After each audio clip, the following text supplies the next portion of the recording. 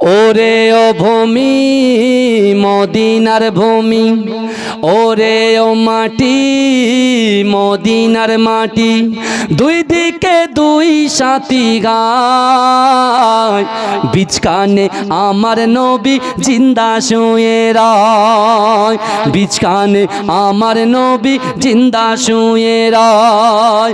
যেতে যদি পারতাম আমি সোনার মদিনায়, সালাম আমি দিতাম গিয়ে নবীজির রওজায়। যেতে যদি পারতাম আমি সোনার মদিনায়, সালাম আমি দিতাম গিয়ে নবীজির রওজায়।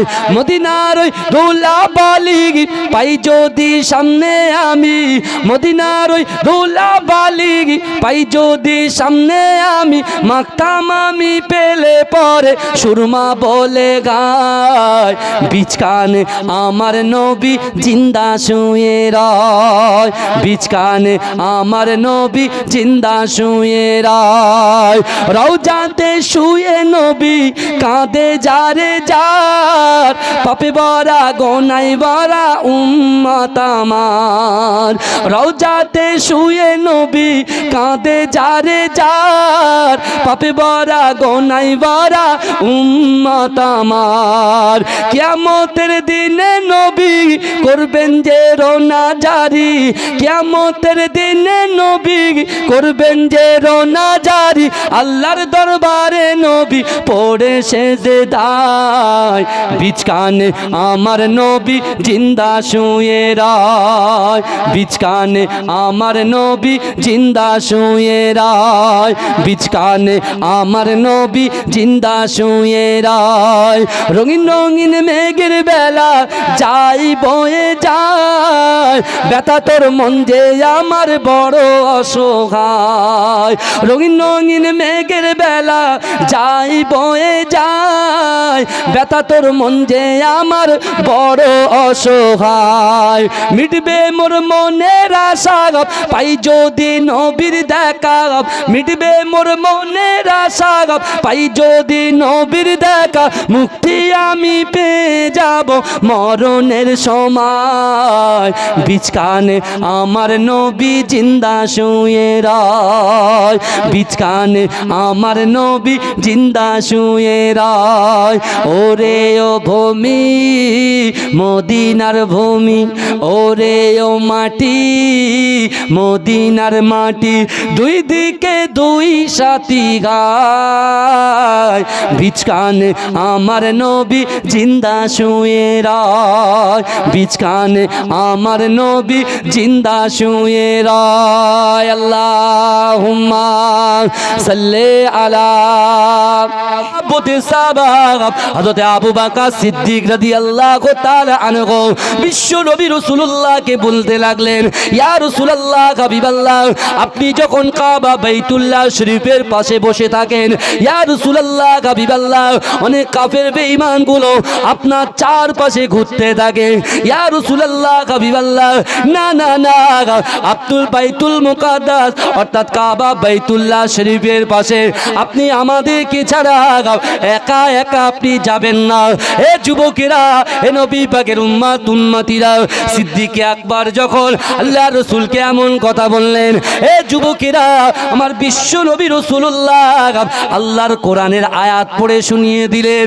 এ আমার সাহাবা আবু বকর আল্লাহর কোরআন জানিয়ে দিচ্ছে, বিসমিল্লাহির রহমানির রহিম, ইয়া আইয়ুহাল্লাযীনা আমানু তাকুল্লাহ, ইয়া আইয়ুহাল্লাযীনা আমানু, হে আমার বিশ্বাসী ঈমানদার বান্দারা, ওয়াত্তাকুল্লাহ, আমি আল্লাহ আমাকে ভয় করো, আমি আল্লাহ আমাকে ভয় করো। ও বাবা আবু বকর, তুমি যে বললে না না কাবা বাইতুল্লাহ শরীফের পাশে আপনি যাবেন না, কিন্তু আবু বকর শোনো শোনো, আমি রাসূলুল্লাহ মক্কার কোনো কাফেরকে ভয় পাই না। আমি রাসূলুল্লাহ যখন বাড়িতে কোরআন তেলাওয়াত করছিলাম, আমি কোরআন তেলাওয়াত করতে যে আমি রাসূলুল্লাহর মনে এমন করে নিয়ত হয়ে গেল, না না না, আজ থেকে আমি বাড়িতে কোরআন তেলাওয়াত করব না, আজ থেকে আল্লাহর ঘর কাবা বাইতুল্লাহ শরীফের পাশে বসে বসে আমি রাসূলুল্লাহ উচ্চ আওয়াজে আল্লাহর ভয় নিয়ে কোরআন তেলাওয়াত করব। জোরে বলেন, চিৎকার দিয়ে বলেন না সুবহানাল্লাহ। রাসূল যখন কোরআন তেলাওয়াত করছেন এমত অবস্থায় বিশ্বনবী রাসূল সাল্লাল্লাহু আলাইহি ওয়াসাল্লাম কোরআন যখন তেলাওয়াত করছেন আর মক্কার বড় বড় কাফের বেঈমানগুলো আল্লাহর রাসূল সাল্লাল্লাহু আলাইহি ওয়াসাল্লামের চারপাশটা ঘিরে রেখেছে। জোরে বলুন না সুবহানাল্লাহ। আবু সুফিয়ান আবু জাহেলকে বলছে, আবু জাহেল তোমার কানটা একটু আমার কাছে দেবে? বলছে কেন? বলে দেন না, একটা কথা আছে। কি কথা? বলে আপনি দেবেন তো, এত লোকের সামনে বলা যাবে না। কানটা যেই আবু সুফিয়ানের মুখের দিকে নিয়ে গেল, আবু সুফিয়ান কি বলছে জানেন বাবাজি?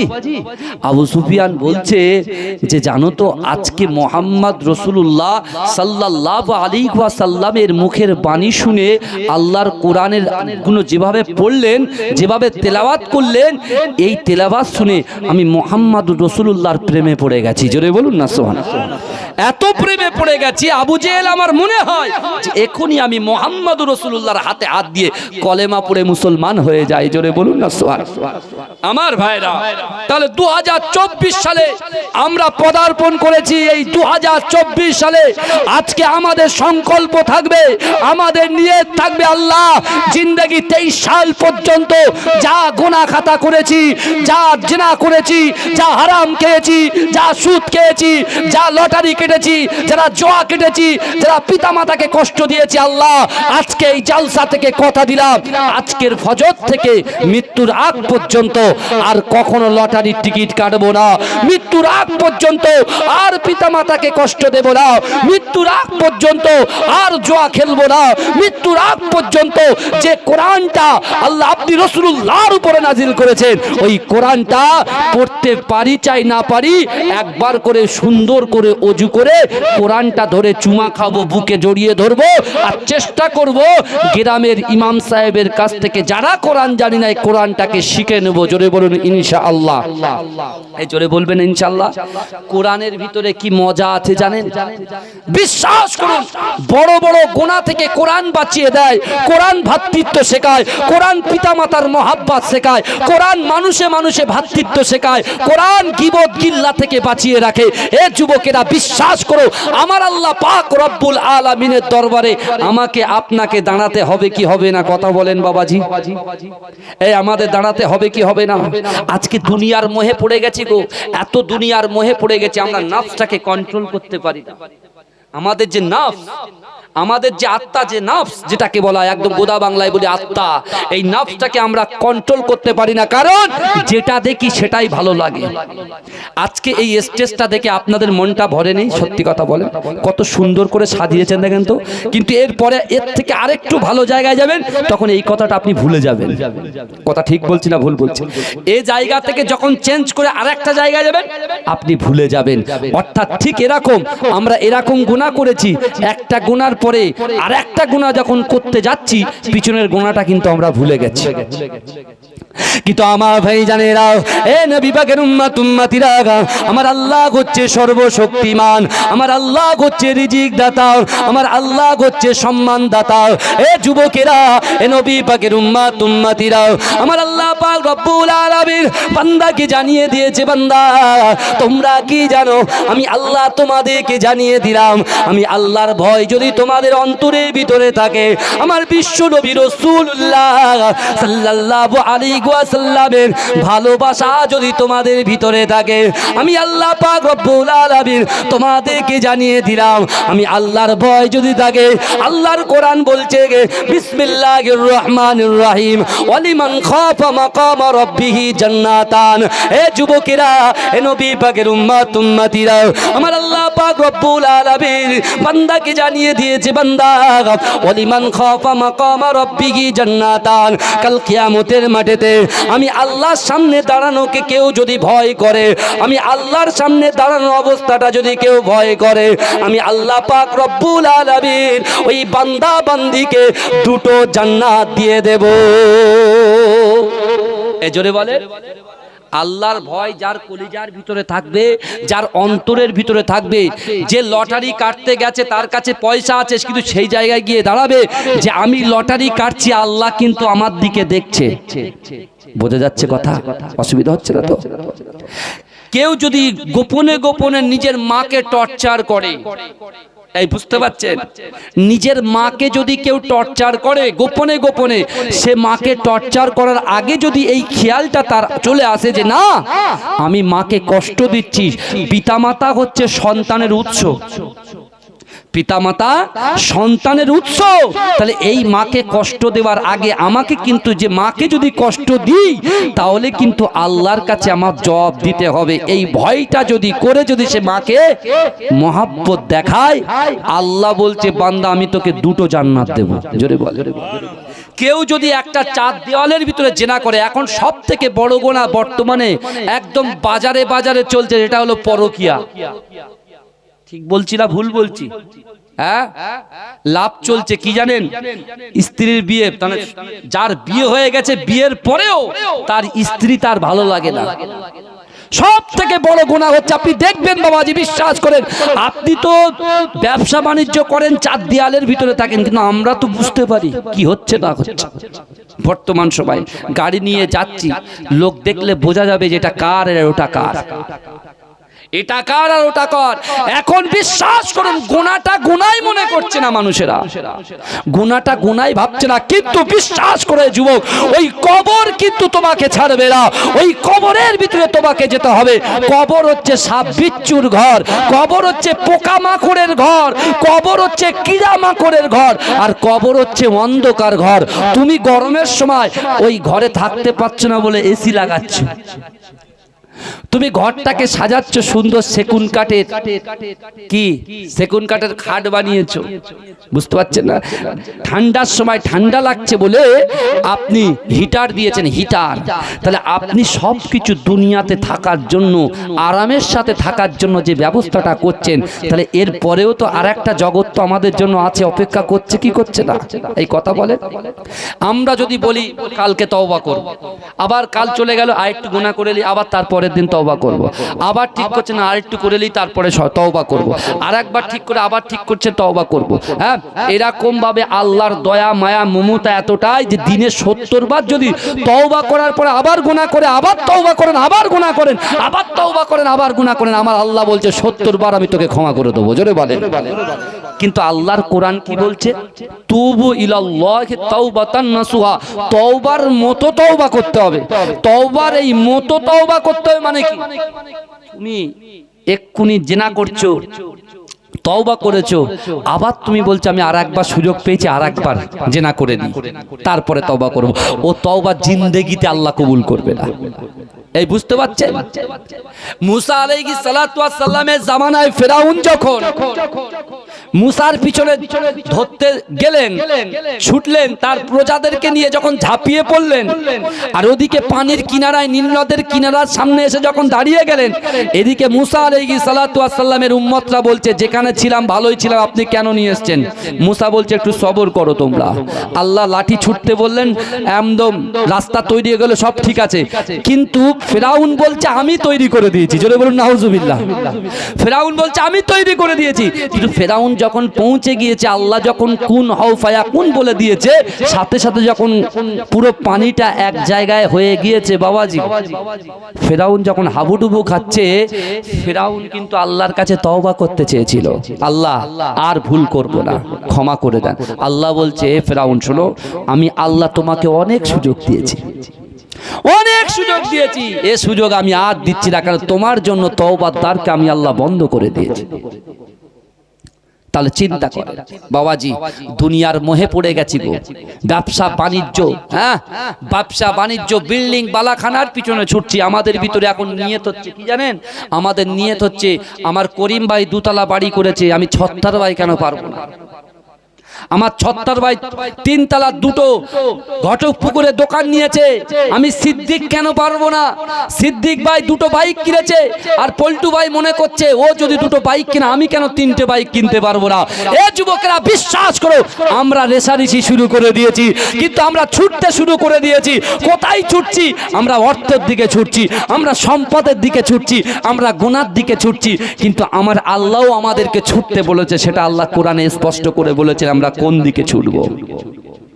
আমার ভাই জানেরা, এ নবী পাকের উম্মত উম্মতিরা, এ নবী দেওয়ানরা, আমার আল্লাহ পাক রব্বুল আলামিন পবিত্র কালামুল্লাহ শরীফের মধ্যে পরিষ্কারভাবে জানিয়ে দিলেন, ওয়াসারিউ ইলা মাগফিরাতিম মির রাব্বিকুম ওয়া জান্নাতিন আরদুহাস সামাওয়াতু ওয়াল আরদ উইদ্দাত লিল মুত্তাকিন। এ যুবকেরা, এ নবী পাকের উম্মত উম্মতিরা, আল্লাহর কোরআন বান্দাকে জানিয়ে দিলেন, ও বান্দা, না না না, ওয়াসারিউ ইলা মাগফিরাতিম মির রাব্বিকুম, তোমরা অতি দ্রুত অগ্রসর হও তোমার আল্লাহর ক্ষমার দিকে, তোমার আল্লাহর ক্ষমার দিকে। এ যুবকেরা, আমার আল্লাহ বলছে, ও বান্দা, তুমি কি জানো আমি আল্লাহ পাক জান্নাতটা কত বড় তোমার জন্য বানিয়েছি? আমার আল্লাহ বলিয়ে দিলেন, বান্দা, আসমান জমিনের মিডিলে যতটা ফাঁকা জায়গা আছে, এই ফাঁকা জায়গা স্বরূপ হচ্ছে একটা জান্নাত। এ যুবকেরা, আমার আল্লাহ বলল, বান্দা, তোমরা কি জানো না, তোমরা কি শুনবে না, জান্নাতের মধ্যে কারা প্রবেশ করবে? ওই জান্নাতের ভিতরে কারা প্রবেশ করবে? আমি আল্লাহ পাক আমার রাসূলুল্লাহর ওসিলায়, রাসূলুল্লাহর উম্মতের জন্য আমি আল্লাহ পাক 8টা জান্নাত বানিয়েছি। আর ওই 8টা জান্নাতের ভিতরে সবচাইতে বড় জান্নাত জান্নাতুল ফেরদাউসটা আমার রাসূলুল্লাহর উম্মতের জন্য বানিয়েছি। তোমরা কি জানো না, তোমরা কি বুঝবে না, তোমরা কি জানবে না ওই জান্নাতের ভিতরে কারা প্রবেশ করবে? এ যুবকেরা, ভাইয়েরা, বোনেরা, ভালো করে বোঝার চেষ্টা করেন। আল্লাহর কোরআন জানিয়ে দিলেন জান্নাতে কারা যাবে। আল্লাহর কোরআন বলছে, উইদ্দাত লিল মুত্তাকিন, জান্নাতে যাবে যারা মুত্তাকিন হবে, তারা জান্নাতে যাবে। এ যুবকেরা, এখন মুত্তাকিন হতে গেলে আল্লাহকে ভয় করতে হবে, রাসূলুল্লাহকে মহব্বত করতে হবে, পিতামাতা মহব্বত করতে হবে, বড়দেরকে সম্মান করতে হবে, ছোটদেরকে স্নেহ করতে হবে। এ যুবকেরা, এ নবী পাকের উম্মত উম্মতিরা, বিশ্বাস করুন, এই সকল কাজগুলো আপনি যদি সঠিকভাবে আদায় করতে পারেন, আল্লাহর ভয় যার কলিজার ভিতরে থাকবে, সে কখনো নামাজ ত্যাগ করতে পারে না। আল্লাহর ভয় যার ভিতরে থাকবে, সে কখনো সুদের টাকা নিতে পারে না। আল্লাহর ভয় যাদের থাকবে, সে কখনো নিজের স্ত্রীর হক নষ্ট করতে পারে না। আল্লাহর ভয় যার কলিজার ভিতরে থাকবে, সে কখনো ব্যবসায় কম দিতে পারে না। এ যুবকেরা, আল্লাহর ভয় যার কলিজার ভিতরে থাকবে, যার দিলের ভিতরে থাকবে, রাসূলুল্লাহর মহব্বত যার দিলের ভিতরে থাকবে, সে কখনো যাকাতে ফাঁকি দিতে পারে না। এ যুবকেরা, এ আমার ভাইয়েরা, বোনেরা, তাই আল্লাহ পাক রব্বুল আলামিন বান্দাকে এত মহব্বত করেছে, বান্দাকে এত ভালোবেসেছে। আল্লাহ বলছে, বান্দা, ওয়াসারিউ ইলা মাগফিরাতিম মির রাব্বিকুম, আমি আল্লাহ পাক আমার ক্ষমার দিকে তোমরা অগ্রসর হও। এই জোরে বলে, চিৎকার দিয়ে বলবেন। ভাইজান, এই যে জান্নাতের বাগানে বসেছি, এই জায়গায় ক্ষমা আছে না নাই? কথা বলেন না, ক্ষমা আছে না? হ্যাঁ, ক্ষমা কোথায় পাওয়া যায়? এই ক্ষমা কোথায় পাওয়া যায়? ক্ষমা পাওয়া যায় এই জান্নাতের বাগানে, ক্ষমা চাওয়া যায়, ক্ষমা পাওয়া যায় নামাজের পাটিতে, ক্ষমা পাওয়া যায় কোরআন তেলাওয়াতে, ক্ষমা পাওয়া যায় পিতামাতার খিদমতে, ক্ষমা পাওয়া যায় মানুষের পাশে থাকলে। জোরে বলুন না সুবহানাল্লাহ।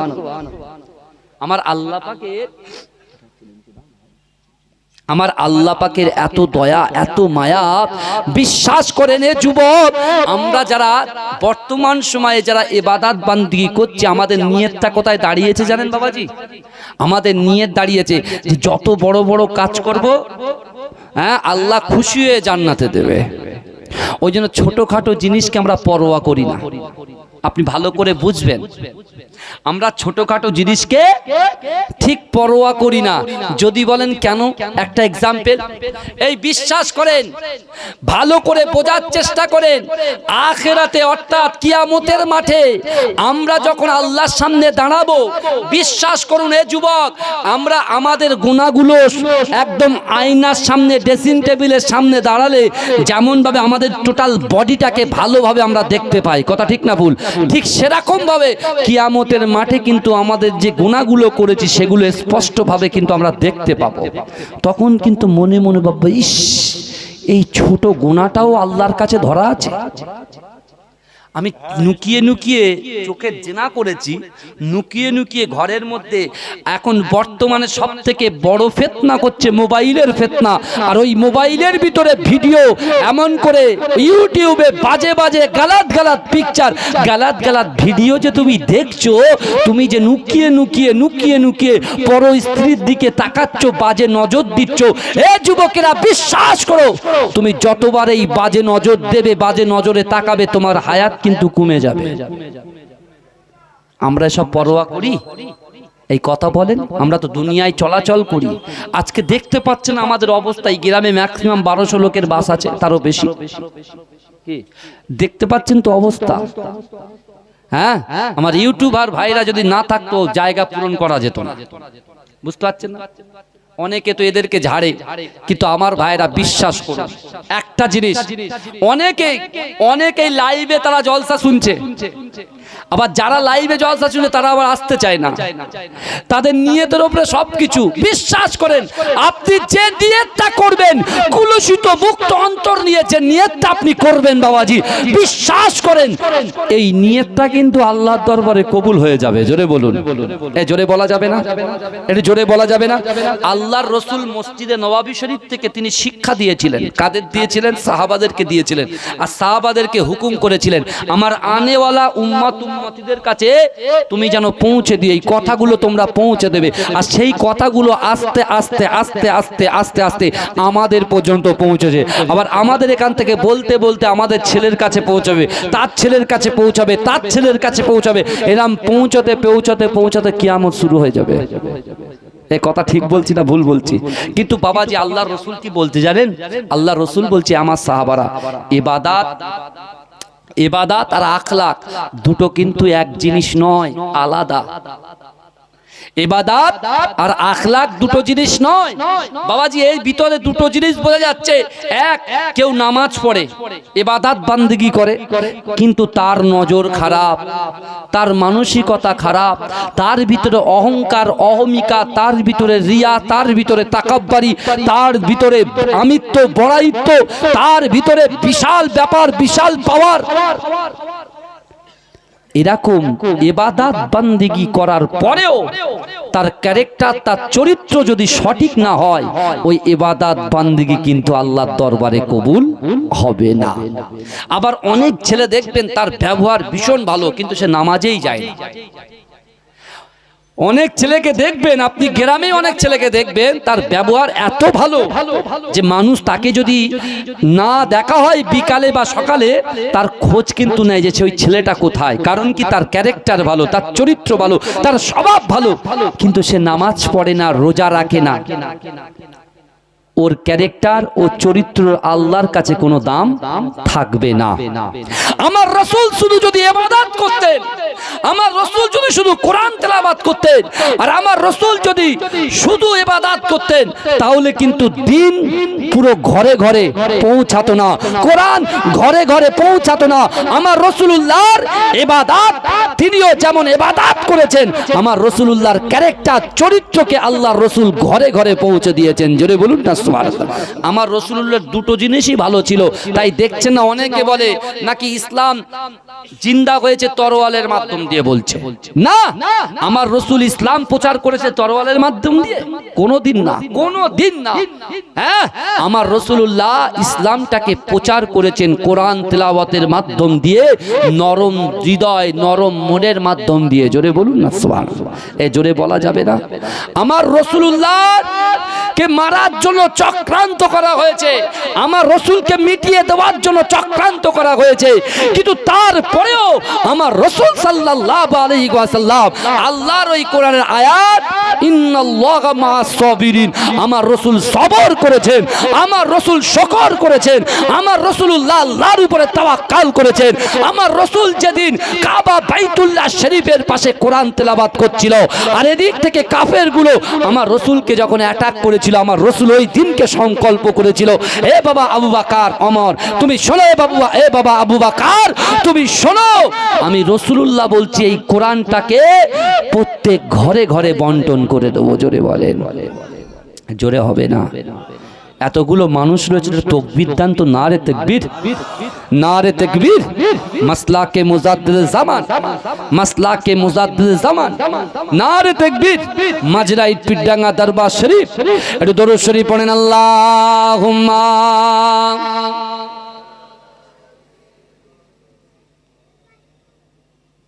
জোরে জোরে পড়েন বাবা, জোরে জোরে।